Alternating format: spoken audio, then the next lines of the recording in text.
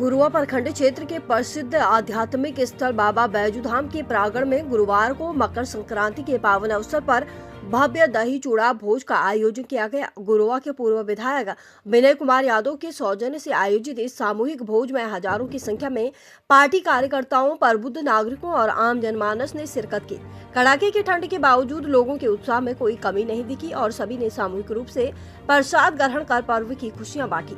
कार्यक्रम की शुरुआत बाबा बैजू के दर्शन पूजन के साथ हुई। इसके पश्चात आयोजित सभा को संबोधित करते हुए पूर्व विधायक विनय कुमार यादव ने क्षेत्रवासियों को मकर संक्रांति की शुभकामनाएं दी।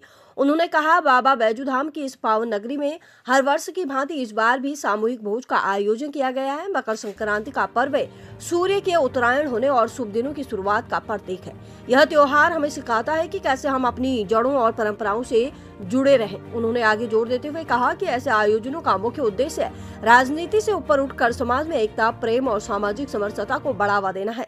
जब समाज के हर वर्ग के लोग एक साथ बैठकर भोजन करते हैं तो इससे आपसी भेदभाव मिटता है और भाईचारे का संदेश दूर दराज तक जाता है। इस अवसर पर राजद के वरिष्ठ नेताओं और जनप्रतिनिधियों का जमावड़ा लगा रहा।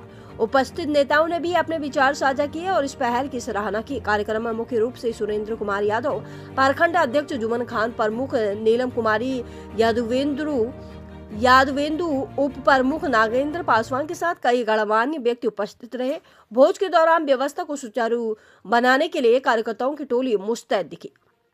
तिलकुट, दही चूड़ा और गुड़ के पारंपरिक स्वाद का आनंद लेते हुए लोगों ने एक दूसरे को पर्व की बधाई दी। कार्यक्रम के अंत में पूर्व विधायक ने आयोजन को सफल बनाने के लिए सभी कार्यकर्ताओं और क्षेत्र की जनता का आभार व्यक्त किया। चूड़ा दही का कार्यक्रम। हाँ, आज हम लोग का गुरुआ विधानसभा के बाबा बैजू धाम के नगरी में गत वर्ष, पिछले वर्ष भी हम लोगों ने यहाँ पे कराए थे। अपने गुरुआ विधानसभा के तमाम अपने कार्यकर्ताओं को यहाँ पे हम लोग आपसी भाईचारे और संदेश का, जो आप देखते हैं मकर संक्रांति हम लोगों का चूड़ा दही भोज हम यहाँ पे आयोजन होते आया है हमेशा। पिछले वर्ष भी मैं अपने विधायक थे, मेरी मैडम यहाँ प्रमुख है, तो पिछले बार भी बैजू धाम में हम लोगों ने आयोजन किए थे। इस वर्ष भी हम लोगों ने आयोजन किया है ताकि हम लोगों का जो भाईचारा है आपसी, लोगों को सबको मिलने जुलने का यहाँ पे, और मकर संक्रांति में ढेर सारी सबको शुभकामनाएं, सबको बधाई देते हैं। और ये जानते हैं कि आज से दिन जो है खरमास खत्म होती है, शुभ दिन होता है। मकर संक्रांति के बाद सभी लगन जो है चालू हो जाते हैं।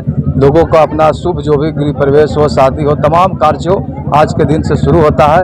और यहाँ पे किसानों का भी ये संदेश है कि नई फसल का जो होती है उसका हम लोग चूड़ा खाते हैं। और अपना जो है चूड़ा दही का जो आप लोग सब कुछ समझते हैं, सारे लोग जानते हैं कि उसका जो हम लोगों का मकर संक्रांति का एक अलग महत्व है। हमारे बिहार में, हमारे देश में जो मकर संक्रांति सब लोग मनाते हैं, इसलिए कि हम लोग एक जगह बैठ के इकट्ठे होकर अपने भाईचारे के साथ खाएंगे।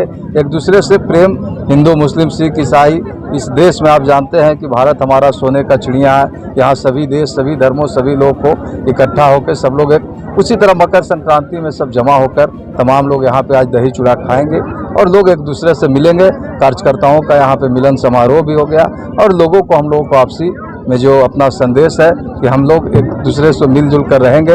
यह देश हमारा है, हम लोग सब लोग आपस में रहेंगे। तो आज मकर संक्रांति के अवसर पर हम लोग तमाम लोग यहाँ पे दही चूड़ा भोज में यहाँ पे जमा हुए हैं। तमाम अपने गुरुआ विधानसभा वासियों को, अपने क्षेत्रवासियों को, अपने कार्यकर्ताओं को भी बधाई देते हैं कि सब लोग यहाँ पे आज मौजूद हैं, यहाँ पे आए हैं। इसलिए सबको कोटि कोटि धन्यवाद। क्या अनुमानित रहता है सर, कितना लोग यहाँ पर? देखिए, यहाँ पे पिछले बार भी आयोजन हुआ था, लगभग 5 से 10 हज़ार के बीच में जो भी लोग आएंगे। यहाँ 11 बजे से 4 बजे तक चलते रहेगा, ये आयोजन चलते रहता है। तो यहाँ पे जो लोग आएंगे अपना कार्यक्रम को, मतलब दही चूड़ा खाएंगे। 4 बजे तक यहाँ पे अपना सांस्कृतिक कार्यक्रम है, उसका भी आनंद उठाएंगे और लोग जाएंगे। पार्टी के भी नेतृत्व में कोई नेता होता है?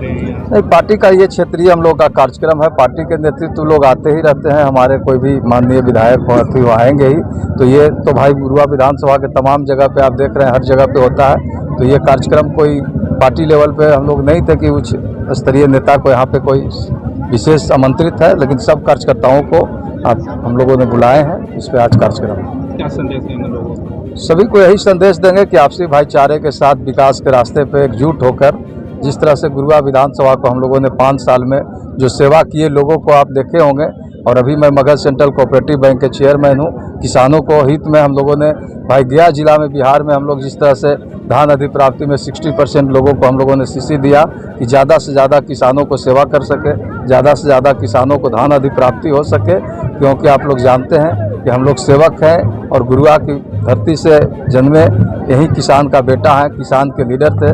और आप गुरुआ की महान जनता के आशीर्वाद से मैं विधानसभा भी गया और गुरुआ की महान जनता से मैं कोऑपरेटिव बैंक का चेयरमैन हूँ, किसानों का नेता हूँ, किसानों के हित की बात करता हूँ। हमेशा हम लोग किसान की लड़ाई लड़ने के लिए हम लोग आज भी इसीलिए हम लोग बोले कि जब हम चेयरपर्सन पे बैठे हैं तो हम लोगों ने सबसे पहले 60% गया जिला को दिया ताकि ज़्यादा से ज़्यादा किसानों को धान अधिप्राप्ति हो, लोगों को फ़ायदा हो। और गुरुआ की जो आप लोगों ने देखा कि 5 साल का जो मेरा कार्यकाल रहा, सब लोग जानते हैं मैं जिस तरह से विकास किया और आगे भी मैं हमेशा गुरुआ की जनता को सेवा करते रहूँगा। नहीं चालू हो गया है बिहार में, क्या कहिएगा सर? ये तो अब यहाँ की जनता को ही समझना पड़ेगा और हम लोग नहीं जानते हैं, आप लोग सब लोग जान रहे हैं। ये चुनाव नहीं हुआ है, ये तंत्र का चुनाव है, सब लोग समझ रहे हैं। 10-10 हज़ार रुपया दे के वोट खरीदे हैं तो जनता भी इसमें कहीं ना कहीं भाई अब जनता को आज अगर बुलडोजर से तोड़ा जा रहा है तो ये गलत बात है।